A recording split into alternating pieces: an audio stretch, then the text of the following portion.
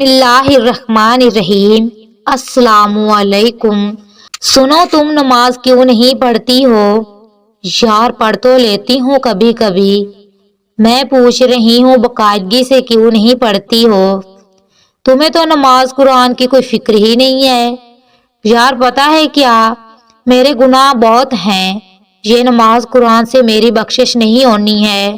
تمہیں اتنا یقین کیوں ہے کہ تمہاری بخشش نہیں ہونی ہے؟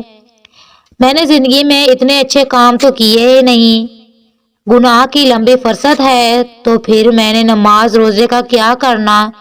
میری فکر یہ ختم نہیں کر سکتے ہیں۔ میری قسمت میں سکون نہیں ہے۔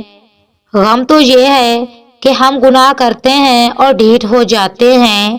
لڑکی، ہم میں اور شیطان میں یہی تو فرق ہے۔ توبہ، اپنے دل کو مردہ مت کرو، اسے پتھر مت بناؤ، اسے تڑپنے دو۔ جب جب گناہ کرے گا اسے تکلیف ہوگی، رونے دو اسے، یہ روئے گا تب ہی رب کی طرف جائے گا۔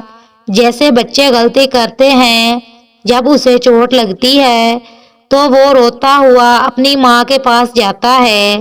تم بھی اپنے رب کی طرف جاؤ، وہی تو ہے جو تمہیں سکون دے گا، اور دل کا سکون رب کے ذکر میں ہی ہے۔